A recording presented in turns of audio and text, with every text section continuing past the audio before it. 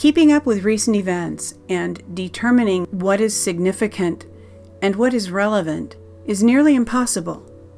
Legacy media puts many stumbling blocks in the path of anyone who is seeking to determine what is happening in the U.S. in the aftermath of the 2020 election process. How can we facilitate the availability of information that Americans need in order to respond to one of the biggest crises ever faced by our nation? To the curious, the seekers, and the experts, welcome. You're listening to Poli-Psych Podcast. In this episode, we want to offer our listeners and viewers some information that we hope will serve to help all of you become effective in not only finding, but bringing the glimmer of reality to the perception by Americans of what we are facing as a nation. Ken, would you begin today by giving us a metaphor? Sure. It's December 3rd, and we've been going through the election drama, and people listening to this in the future maybe have lived through it, and they'll see how it resolves. And we're right in the middle of it at this point, and it appears to be more in the form of a smash and grab robbery, where the what we would regard on our side as the adversary, the Democrats, a small portion of the population, that usually the leadership itself, has crafted this devious plan to just run away with the election, bold-faced. And smash and grab robbery is usually like a jewelry store, place like that, where you just come in and you're obviously just going to take what's in the counter, you'll smash it and just run out the door, and then just escape. And that's kind of the kind of situation we're in. So we have a minority. There were people that did vote for Joe Biden, but I believe that if we ever do find the truth, that will prove to be a smaller portion of the population than that which voted for President Trump. But the difference is that they have a vast array of allies within the DC Beltway, and that would be the legal establishment, the media, of course, the mainstream media, and basically the financial ecosystem that supplies the donations to the politicians, who are more or less cutouts for the real power brokers behind the scenes. So the metaphor is, I think most people have been in this situation where you'll go to a gathering of some sort. Maybe it's a conference or a sales meeting or whatever, and you'll be at a restaurant. It'll be a catered event, and you'll find that occasionally they'll have people coming around with trays of appetizers, little bacon wraps with something in, of seafood inside or something like that. You have these little samplers of things you've never eaten before. My favorite are the bacon with the scallops, but I'm sure we'll go around later, take a poll on that. But they don't. Okay, how can you resist? You wouldn't want to have that as a main course. Your cholesterol would go off the chart. But the point is that they don't walk around with the Thanksgiving turkey, a 10-pounder. It's like, what am I going to do with this? Put it over there on the table. Maybe I'll look at it later. Maybe I'll, So many times I think podcasters, and the theme of this show will be how citizen journalists can really start to fill the void that's been left by this media defection. And the first stage is to look at life through the eyes of your target audience. And do they want to sit down and have a turkey as an appetite? No, they need a little bit of something that they've never seen before, because that's really where the traction comes. Is how it occurred to all of us. I think almost everyone. Nobody knew who Donald Trump was 6 years ago, in a political context. And there had to have been a gateway. Usually, I would say if we really had to look at it hard, it would have been a short clip, a low commitment exposure to some small, bit of whether it's a slice of a podcast or slice of a video or a speech. And that was your entry. That was your gateway. And then you formed more of an attraction to delving into the topic after that. But this is the theme of today's show will be how to what is of clips. And when we say clips, we would say that we would take a potentially a much larger event and extract from that something that appeals to you as a writer, as something that you just notice this little nuance that maybe not everybody saw in the speech, and maybe it ties in with the theme that you feel passionate about. And Twitter is a very good platform for this, where you could attach a clip, and then have a few sentences of commentary about it. And almost all forms of social media would have that functionality available. And what we'll get into today is how we'll end the show, or the second part of the show will be devoted to actually the mechanical aspect of that. And we have a supporting video that Cindy did a few years ago. The first part, though, we'll go around and just get our feeling for the psychology of when to use the clip, and how we'll also in a couple minutes show an example of some recent experiments that we've done on our own somewhat small channels that have had a pretty significant impact for the team of three here. And this is what we're looking for as alternative media expands into the new platforms, is basically training people or showing people how they can also expand their reach and share their particular interest or focus with their own focus group, and reach further into that, to actually become a significant influencer, and to be able to shine your light on the darkness, and to actually live through this and actually have an impact. I mean, it is possible, as you'll see from the examples, to have an impact that's truly like the mustard seed, where one small 3-minute effort can yield 50,000 views, and it's an immense amount of power that we could unleash. As we discussed this concept, and as we've been planning this show, I've been trying to think of how to encourage people, what kinds of clips, what kinds of information will have the most value. And the reality is, for you, and I'm speaking to all of our listeners as individuals, for you personally, whatever your interests are, whatever catches your ear, whatever draws your attention and holds your attention, it's extremely likely that matter, whatever it is, will also be of great interest to your social group, your friends, your family, because you will be looking at the situation from the same perspective as many people whom you are acquainted with. So if you are interested in something, it's extremely likely that thing, that matter that you are interested in, will have great value for the people in your social group and also beyond. But the point of social media is having a group of friends and sharing things online.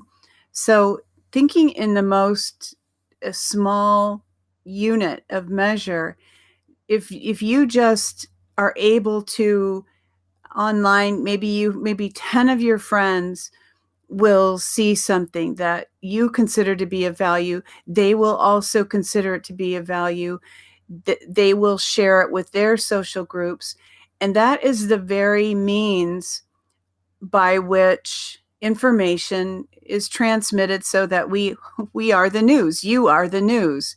And what's meant by that is not that you're out doing things necessarily, though you may be, that is creating news independently, but you are the news because you are the journalists. You are the boots on the ground that are in the midst of the circumstances in which we all find ourselves. You are experiencing history firsthand. And however you can find means to report that, whether you're a poet, an artist, a photographer, a videographer, whatever, you can find means to report this moment of history in which you find yourselves. As Ken said, today we are suggesting taking clips as a means of recording these moments in history where, for instance, the president gave a 46-minute speech yesterday afternoon. Very few people are going to watch the entire 46 minutes. But if you can pop the hood on that speech a little bit as an individual, and whatever you hear the president say that you consider significant, your friends will very likely also consider that significant. So if you can just get into that video of this president's speech and pull out, what's called sound bites, just pull out the sound bites that hold special meaning for you and release those on social media. This is a tremendous means of communication, and it's going to be extremely valuable as we go forward, because very few people are able to sort through all the information that's being thrown at all of us. So and we're not suggesting that anybody that's listening spend all of their time doing this, but it's just when we want to give you some tools that when you hear something that perks your ears, that you will be able to grab that and repeat it and use it as a means of helping everyone, all Americans and people in the world, gain a better understanding of what's going on. We'll look at two examples in a second, but Don, I did want to give you a chance to give us the bigger picture, and especially your expertise is broadening in the newer platforms that we'll be publishing lists of these in coming weeks as we try to help the audience broaden their reach. But what's your impression of how the clips would fit into the new horizon that we're facing in alternative media? Well, when Cindy gave her intro, often what happens with me is I'll get an impression of something that kind of crystallizes it for me, and that happened again. And that in itself is kind of an analogy of what we're talking about on a global or macro scale, is this genius that gets triggered within each of us when we connect with one another. And even though I'm with Cindy a lot, we're married, that happened at the beginning of the show because we've got another thing going on here. We've got the third level of intelligence here with Ken, and we operate out of the three different centers as the Enneagram sees it. And so the thing that triggered with me when she gave her intro was, you're probably familiar with these pictures that are have many colors and they're dots, and then when you defocus your eyes, you see something that you didn't see before. In the process of defocusing, the thing becomes three-dimensional. It was two-dimensional before, but you see it when you defocus. After your mind kicks into seeing in three dimensions, you see something you didn't see before. And that is the magic that happens when we come together in areas where we deliberately unlock ourselves from our previous conceptions, and we see something new. So what Cindy just described there in her longer version is something that happens when we come together in groups. We'll all have a little bit of the picture. We're all gifted in different areas. And once you begin to trust each other's giftings, a whole new world opens up, and it's really an incredible thing. If we step back and we look at a little bit of history and we dig beneath the surface, we see that what has actually been created for humans. Let's focus for a minute on American media, especially since the days of World War II. We were given news anchormen that did the filtering for us. And I'm here to tell you, if you don't know already, that was artificial. That wasn't the actual rooted in the intelligence of the people in the way that I'm describing now. Sure, you had some reporters, boots on the ground. Sure, you had some real journalism thrown in, but it became over time increasingly artificial. So what we've got now is the crumbling of that facade and the opportunity to rebuild something new in terms of actually reflecting reality through these individual elements that coalesce through natural relationships and begin to form something that's actually reflective of the world the way humans desire it to be, instead of the way the controllers are molding it to be. And there's quite a difference. We're just in the beginning stages of that, but we've got an exciting journey ahead of us. Yeah, and I'd say it would be the democratization of news, creating this public square interchange. It's a marvelous tool. It was probably originally designed to control people, and through the influence of perhaps divine intervention, it's become the opposite, and it's actually has the potential to liberate the news completely, and hopefully we're going to move in that direction. But the first, we have to take baby steps, to borrow from that movie. I forget what it was called. What about Bob? There you go. Baby steps. So the baby steps we're going to take, we're going to go through a little story here, because here we have we're going to take a vacation from our problems. Well, you can, and that's part, you know what? News is entertainment. I hate to say it that way, but it has to be an enjoyable process. I hate, as Cindy and Don know, I hate looking for stuff. I hate it. I absolutely hate it. This is why we know that Ken isn't a 5. This is actually what I love to do. Yeah, well, whatever, if the audience gets that or not, but that's good. They will someday if they don't already. But we're going to baby steps again, and let's just explain a story. So we have an advantage. We have 3 people, and as we were talking in the pre-show about how the way we work is sort of interdependent. We have differing ways of looking at the world and differing ways of arraying our data, or whatever you want to call it, our material. So the way it works here is that I can't do clips, so I'll be listening to and I listen to podcasts. I don't watch a podcast. I rarely sit down and look at the screen. I have earbuds. I'm constantly, if I go for a walk, I'll have the whole thing. I probably, can do about 3 hours a day of podcasts without even thinking about it. And the problem I've noticed is it's great for me, but sometimes I'll hear something. It's like, wow, here's this, like 2 minutes out of my 3 hours a day. This nails it. This one little snip right here. And that's what happens. So Cindy's used to this happening. Is I'll all of a sudden, I'll write the timestamp down, and I'll get back to the computer, and I'll send her a clip request, because I don't know how to do this myself, but I am going to have to learn how to do this myself. And especially for people who are working, who want to become citizen journalists, you will start with just you. I just happened to run into Don and Cindy through another association, and which actually ironically happens to be the clip that went up. So we're going to actually show what happened here.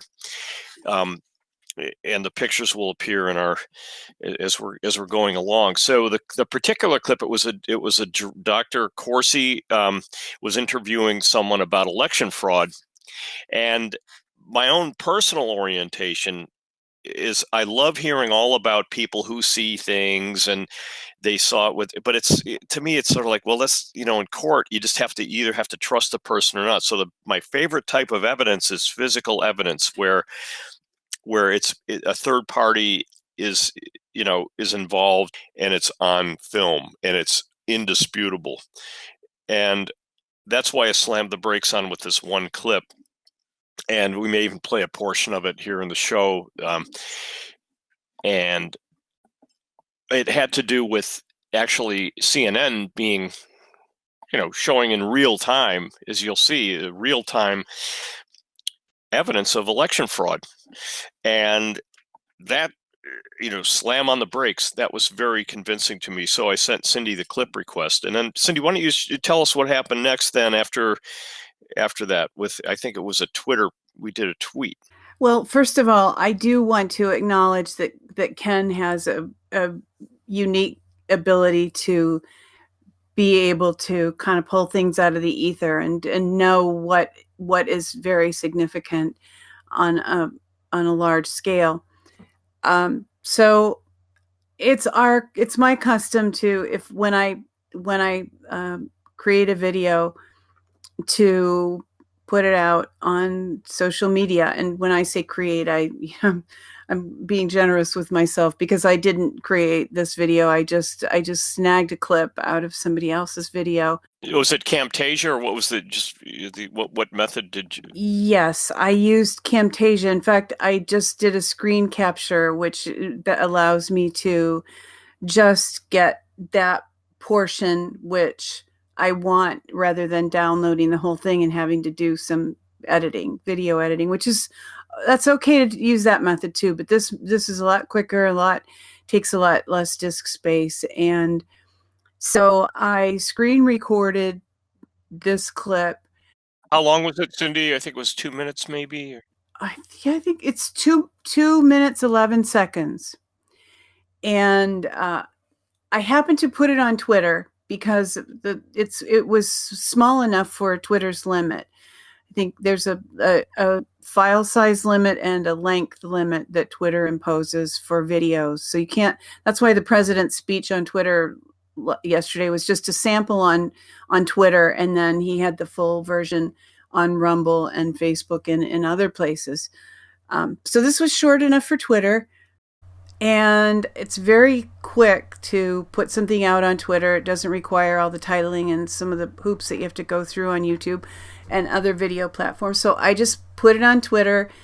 It wasn't really, just cool, this is significant, wrote a little copy, and our Twitter account has been extremely small since our initial one was suspended and taken away from us. So we only had a few followers, but the reach of this tweet went to over 50,000. It was seen more than 50,000 times, with a couple thousand, I think 10,000 media views, which means that's how many times people actually watched the video. And they retweeted it too.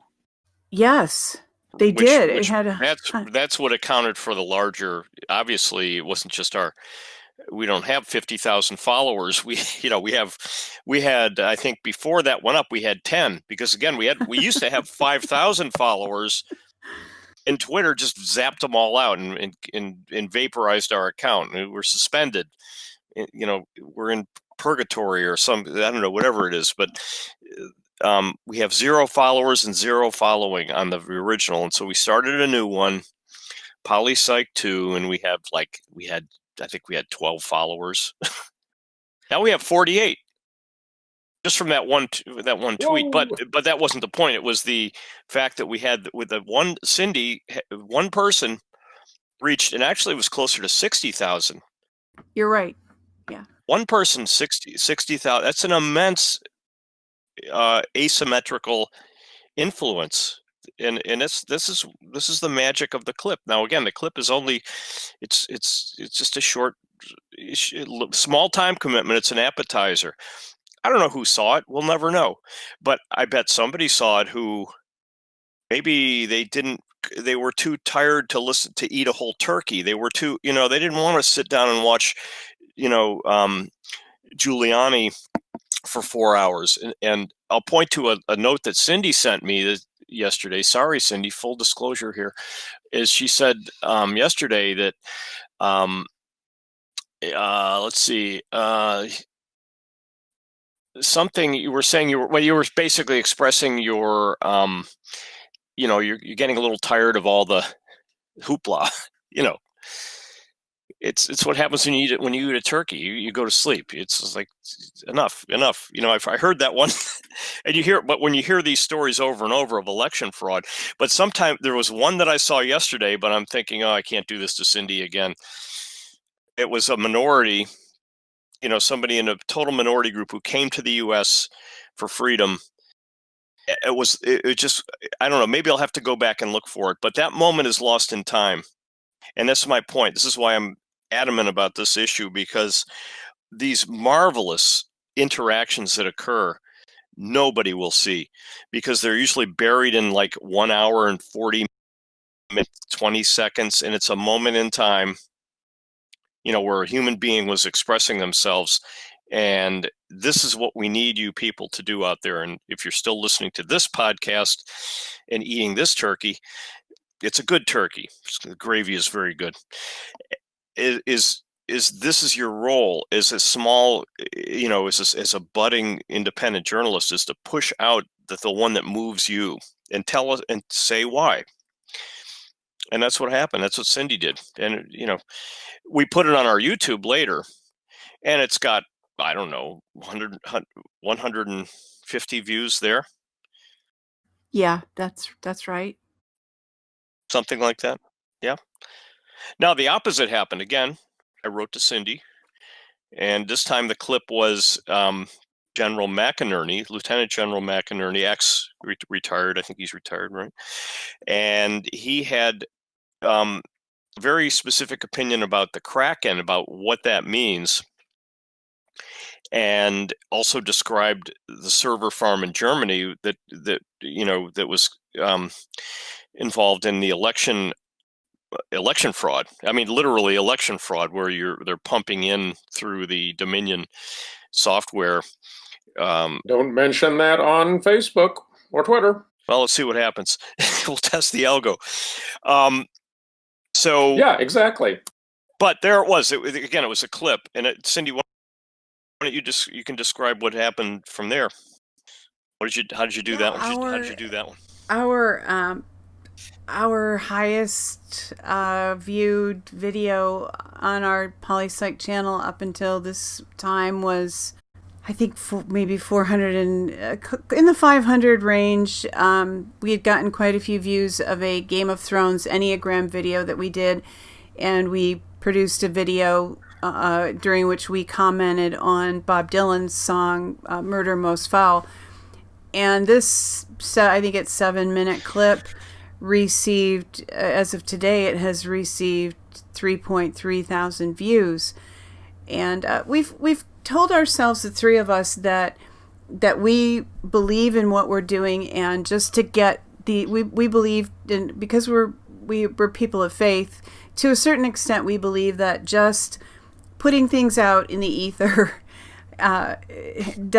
moves things in the heavenly realms, if nowhere else. But it is more gratifying, of course, when you do the work and people view what you've done. So it was this has received 3.3 thousand views as of this morning. But it wasn't. I don't think it was a completely passive process either, at least from the technical end. We had to, at least I did. I do a couple things where I'll put and I say the words over and over, but hyperlink. This is where you take the entire portion of the URL. What's called what does URL stand for, Don? You probably know. Uniform Research Listing. Yeah, very good. And that's that thing that's up at the top that has the HTTP and all that other stuff. So you basically copy and paste that, and then it ends up with a little blue line under it, usually on most browsers. And it's dummy proof, and I like them because you just click on. They're kind of fun to click on, because all of a sudden you go to this new world, somehow, without having to look around for it. And so I usually will put that in if I'm on social media.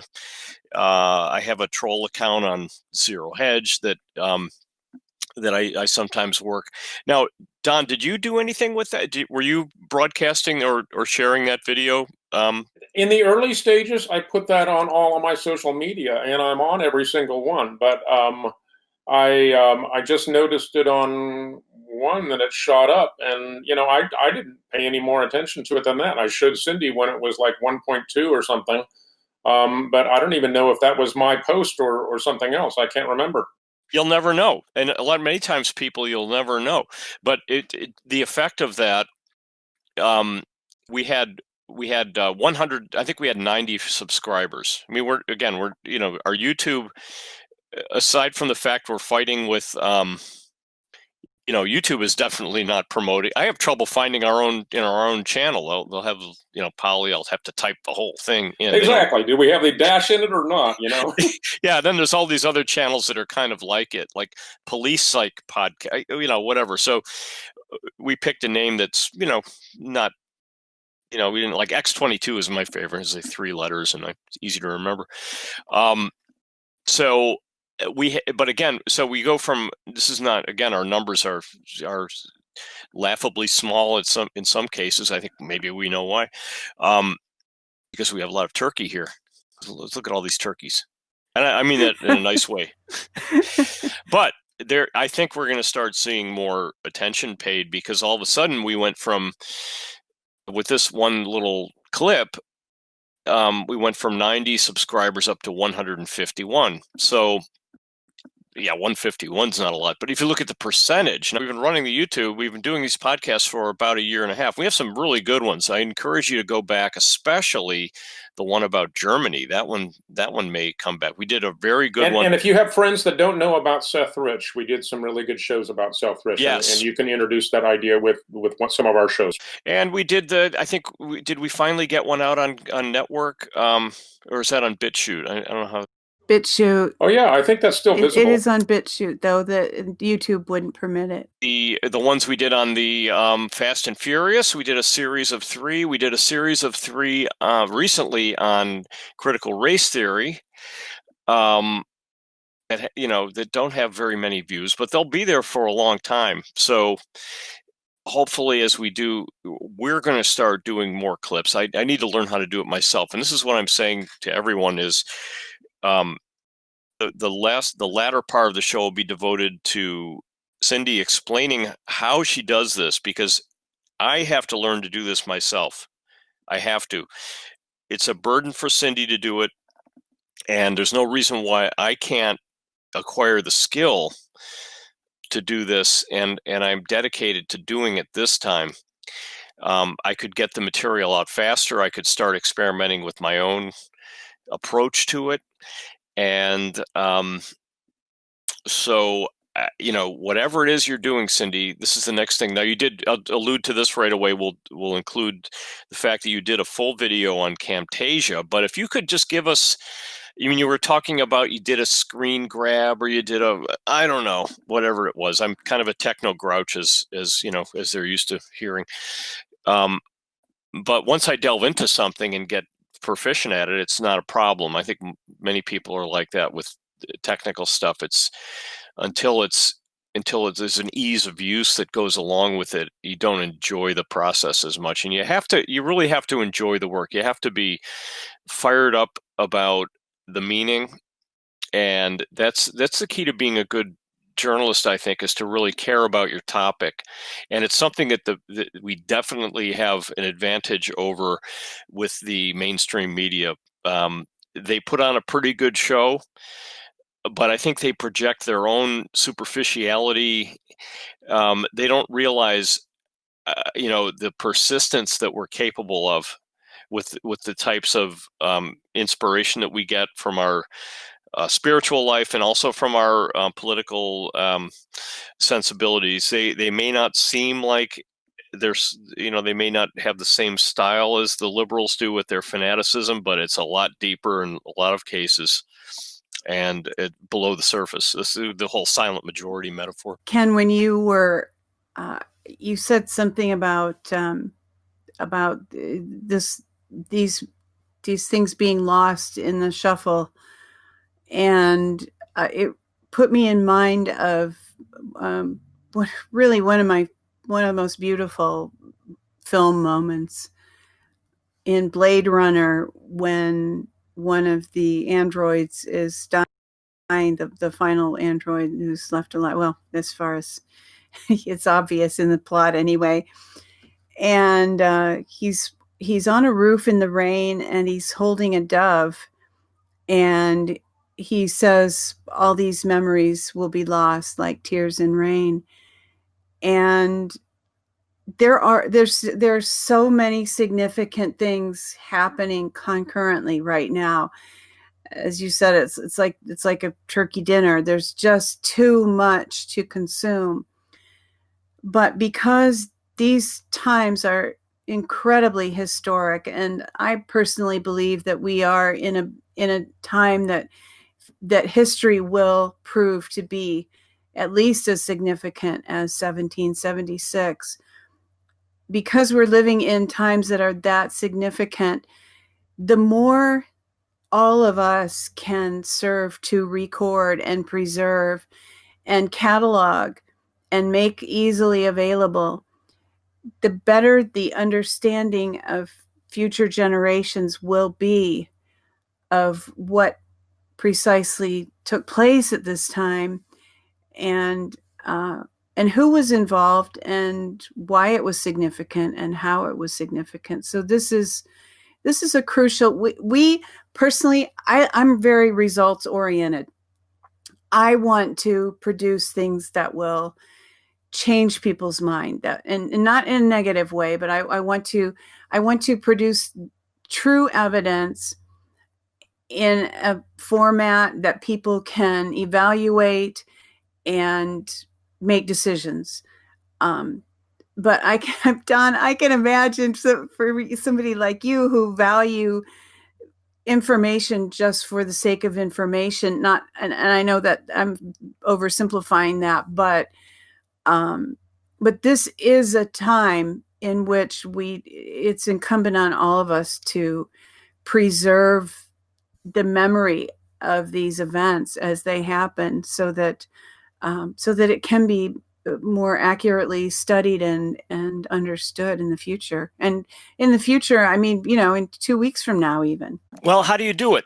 Tell us how, from the clip perspective, what happens and how can we get from point A to point B, and how does that intersect with your original video? And then, after that, Don will come in, we'll look at the bigger picture. I will. I'm not in a position right now to be able to do this, but I will actually physically do this on screen so that people can see firsthand what I'm referring to. The basic process is that it's necessary to have some kind of screen capture software, and I have a link that has 5 that are open source.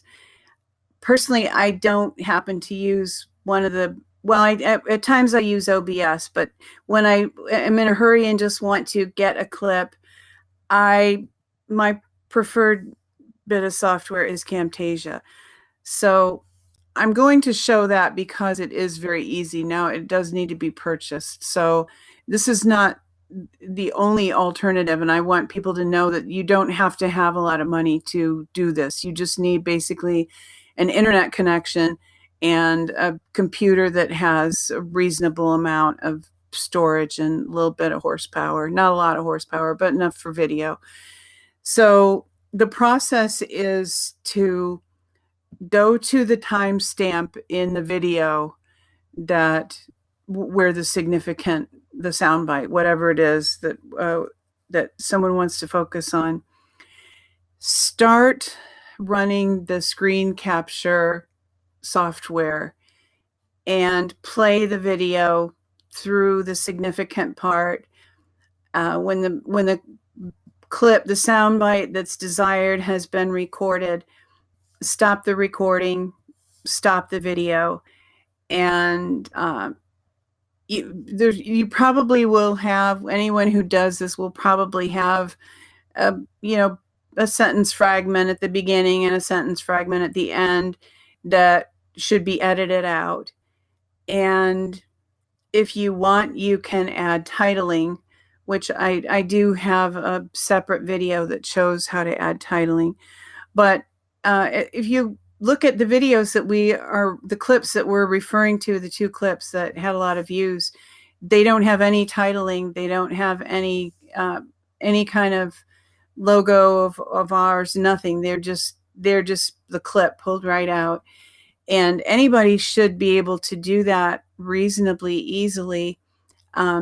And again, the only editing that will probably be required is to cut off any sentence fragments that might be at the beginning or the end, and then render it out, which is different for different kinds of software, but there's usually typically a share button, and you get it in a format, then .mp4 format, and that can go to YouTube, BitChute, any place where you can Brighteon, any place that you have the ability to upload video, you can upload that. It should not be a long process, because assuming that most clips are only going to be less than 10 minutes probably, which I think we probably recommend for maximum to not be turkey, to be the bacon wrap scallops is probably 10 minutes. And they can be uploaded to wherever, Twitter. If it's less than 2 minutes, Twitter has pretty strict constraints regarding the size of videos that you can upload to Twitter. But wherever you upload it, YouTube, and I'll actually, I'll have another walkthrough video that shows how to take your URL that YouTube generates for your video or whatever platform you're using, and turn that into a tweet or turn that into a Facebook post. So that's pretty much it. With using Camtasia to get a clip, and Ken thinks it's a burden. If I were to do a lot of editing, it would be, but to just screen record a clip with Camtasia to get a 2-minute clip might take a half hour. So once you learn this a little bit, you won't have a huge time investment. You shouldn't have a huge financial investment, and the returns for everyone who will see it will be quite large. So it's a very good investment of time, as it's proven to be, as we've experimented with it as much as we have. And then, of course, you still need to title it wherever you upload it, and or post it, and whatever words you can use. You want to use your headline writing skills to do it. And I may or may not be remembering this correctly, but one of the titles I used for one of those clips was General Flynn is the Kraken. And I think that might have contributed to the success. Yeah, I agree. Where I happened to put that clip in social media, because Sidney Powell had been talking about the Kraken. So I posed the question, what is the Kraken? General McInerney sheds light, or something along those lines. I like to pose a question. I feel that maybe it's just myself, I feel that it generates more interest to pose a question.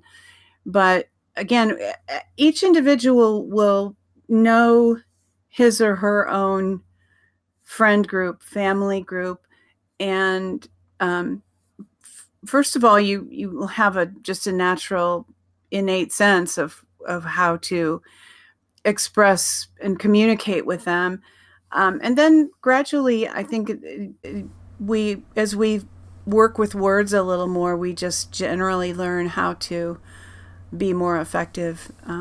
So a lot of it is hit miss, like Ken, when in our discussion earlier, we don't really know precisely why we had 50,000. It's 59. Ken's right. It's close to 60. 59,000 and change impressions of that tweet. We just don't. So the more of us who are willing to be citizen journalists, you are the news, the more of us who are willing to be out there creating soundbite clips and putting things out to our friends and family, the more readily people will be able to adjust to the reality that we're aware of, that many people have never even aren't even aware that it exists out there somewhere.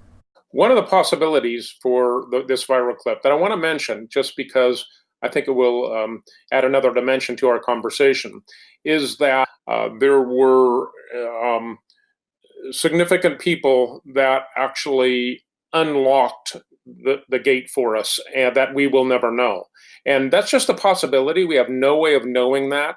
And but it's hard to come from nowhere and to be able to count on that. So I don't want to encourage that. But I do want to say that if you do build a track record, people know that you're real. There may be somebody that's connected to the angels that has the ability to throw a switch and unlock something that in the tech world that makes it no longer constrained. And of course, that's more possible in uncontrolled media than it is in control media. So I urge you to use both. In other words, there's still a lot of people on Facebook and Twitter, but there's a lot less constraints on some of the newer platforms. So you need to think about the environment you're releasing your baby into. I think one of the things that boosted the viewership on that one was that it got right to the point. I think Cindy's clips are always very tightly edited, and I think that's what people look for. Many times, if you're just checking things out and you're checking a news feed, you haven't budgeted the time to watch a 20-minute or 1 hour presentation. And I think the best advice I would give for people who want to get into this field is to have a combination of both things. I think it's one of the things that we've done on our channel has usually been oriented toward longer presentations because that's more suitable for the material. We do analytical psychology, and we like to dive into things in depth. And I think that will have lasting value. But I would encourage people, if they hear something on this channel or any channel, even a 2-minute, 3-minute extract, is to pull that out. And that would actually be beneficial to the content. Usually in the ethics of journalism, you would attribute it to the source. And but there are certain things that are public information, like the General McInerney clip was more or less, it was kind of out there floating in the ether, so to speak. And it's sometimes the cause is more important than the attribution. Most of us are volunteers, and we're doing this because we believe in the process, which is the inversion of the typical media mental frame, where they're paid mercenaries. Essentially, they're presenters. And they're doing this for a living, and it's the advertising model and the whole thing. So alternative media is moving into a different realm, and there are people that will rise to the top, and it has happened where you can actually build into a profit-oriented site and still keep your integrity in the process. There are many that have done that and you can expand as you go through life. You'll pick up new skills and maybe write a book or do a longer presentation, get connected with another larger group, which happened to all three of us. That's how we met. And it does help to be in a group. We've enjoyed the process, and the small units are usually the best, where all the participants know each other pretty well and can read and interact on that basis and kind of know where the group goes, just intuitively. Yeah, Jesus and the 12 disciples changed the world forever. It wasn't just Jesus, but he was the focal point, obviously, but that it was a small group. Well below Dunbar's number, usually about the size of a extended family. I would say this human psychology is sort of based on that, for the at least relationships that are where you kind of know what the other person's thinking. That you can't do that with 100 people in quite the same way. Yeah, you need to have a level of trust, and that comes with time. So it's not instantaneous, but the trust is constantly building as you're learning each other's gifts and weak spots, and so that you can either cover for one another or help promote one another and basically play off of one another. It is a synergistic thing, and there is a lot of personality theory about that. I'm not going to go into it in this show, but Cindy and I know that I am constantly looking at this stuff through various tools that I've studied, and it's exciting. We're going to do more of that in the future, hopefully to help people learn how to. I would like to just say one very practical, brief word about copyright. People who are thinking about making clips might be concerned about copyright. Typically, what happens now is that YouTube will not monetize something that has, most of the time they will still show the video, but it can't be monetized. But in our wording with every video we make, we refer to fair use at the end. So you can pull from our text our verbiage that we use for fair use. What you will be doing will be fair use, and you can use it. I mean, it is lawful to use. You're not breaking any laws. There are some patriot people who are, it's not fair if somebody's out there really trying to earn a living, like somebody like Amazing Polly. Some people really count, X22 Report, they're counting on their subscribers to support them. And typically you're not going to want to be pulling sound bites from them, because pretty much everything they say is significant. If you are pulling those for your friends and family just to help them understand things, you might want to keep those unlisted or private on YouTube, not let them go public. But for any of these speeches that are going on, like the president's speech, anything that is public, C-SPAN, that's all in the public domain, because public monies pay for that. Public monies fund that. So you're okay on anything that's from the White House. RSBN is very likely not going to object to having their clips used. In fact, you might want to credit RSBN if you use something of theirs. And the major networks, as long as it's not, pulling off a whole show, they can't really object. So I just wanted to inject that into the discussion a little bit. Yeah, just to clarify, Cindy, you did mention YouTube, but your comments are not exclusively pertaining to YouTube. They're based on the law, right? Right. They're just on we just have them at the very end of each video. That now, not the clips, but the typical videos that we produce. Again, most Patriot places, unless you are just completely mirroring them, or not adding any kind of value and really ripping them off, they're probably not going to come after you. But if you really want a source that you can use anything on C-SPAN. I would venture to say pretty much anything that RSBN puts out, although I've never communicated with them about it.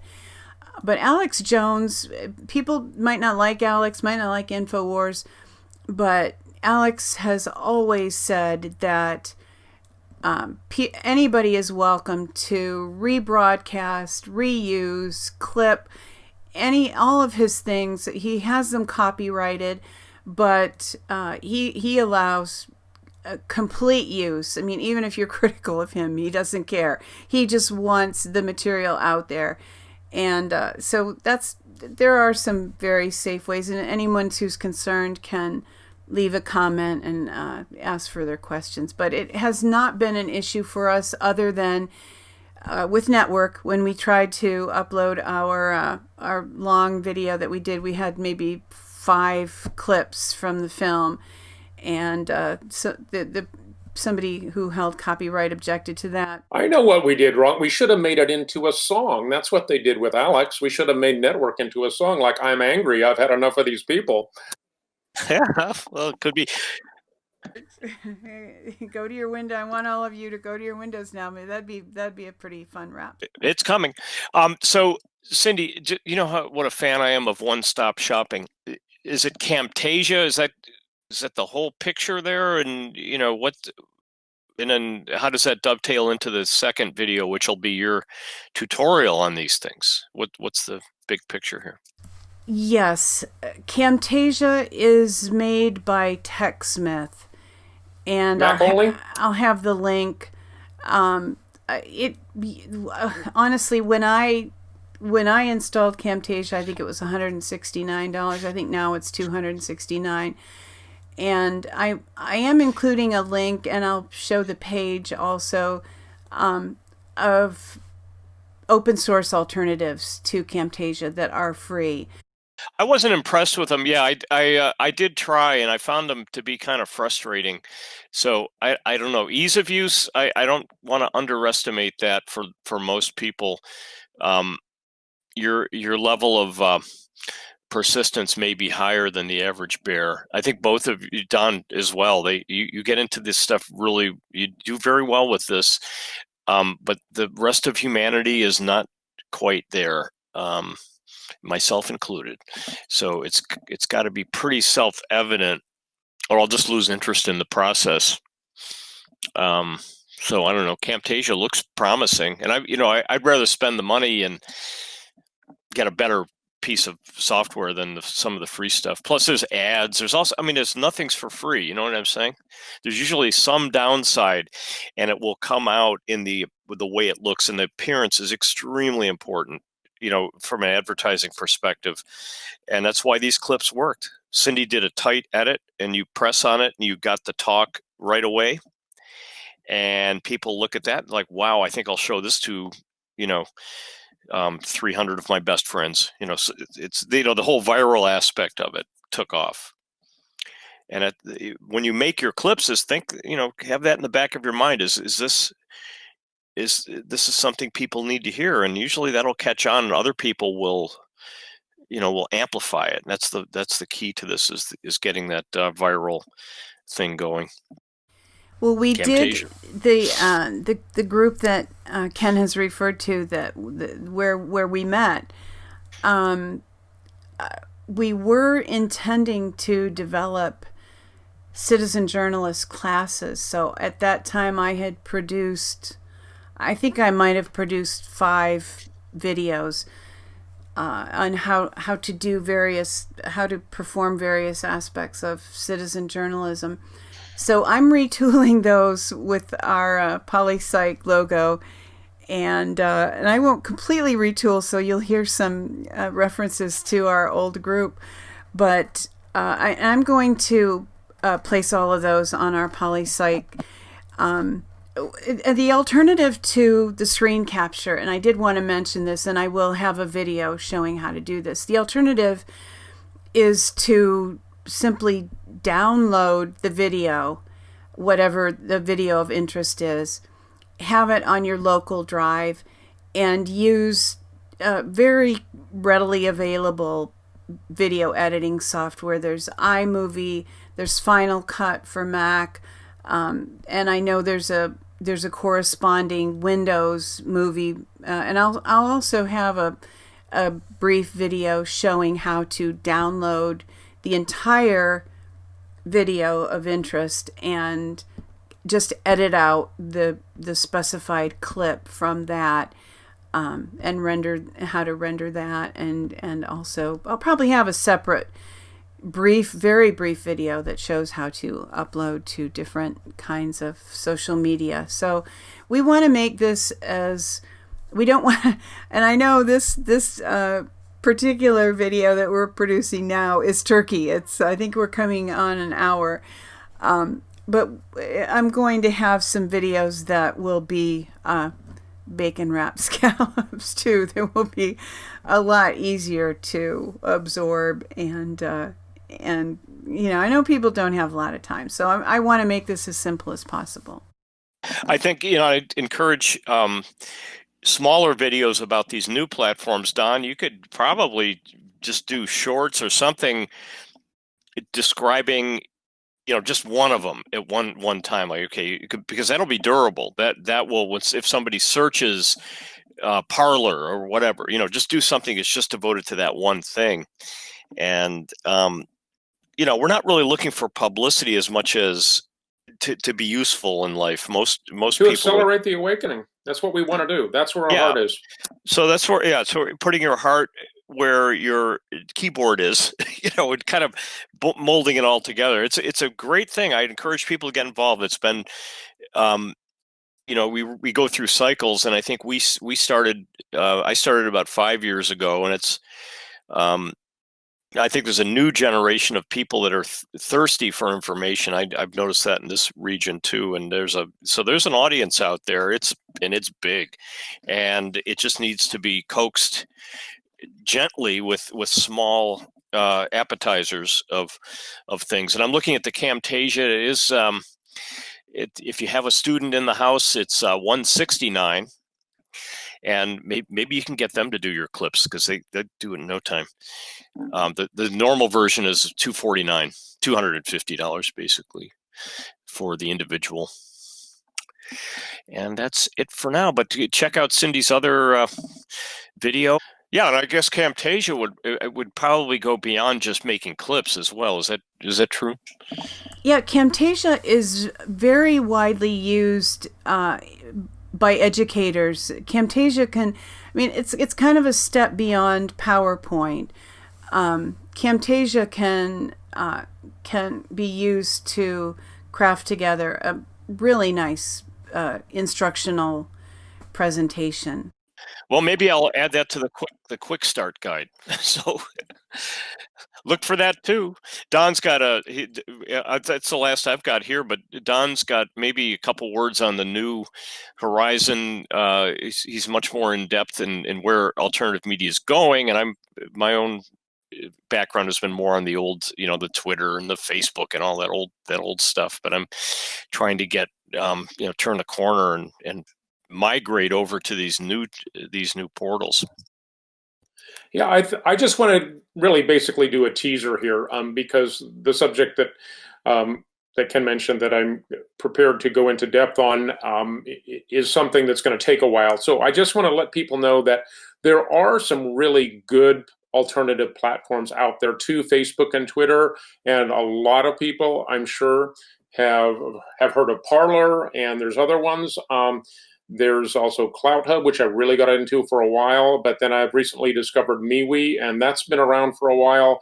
And that's a great Facebook replacement. I'm actually very impressed with the groups that are there, and all of the groups that were like patriot groups on Facebook that were banned, especially if they were Q-oriented. There are abundance of those on MeWe. So.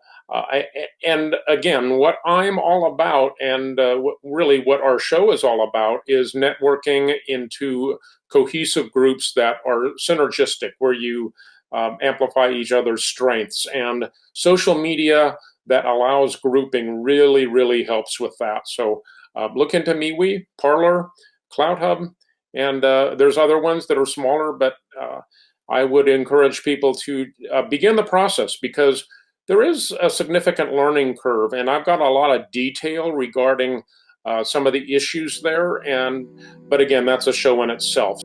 Thanks for joining us for this episode of Poli-Psych Podcast. We hope that you have enjoyed this episode. If you have, we ask that you please click like, and we hope you will consider subscribing to us on YouTube, subscribing to us on BitChute, following us on Twitter, and if you have a moment, we invite you to visit our website. Once again, thanks for joining us, and until next time, take care.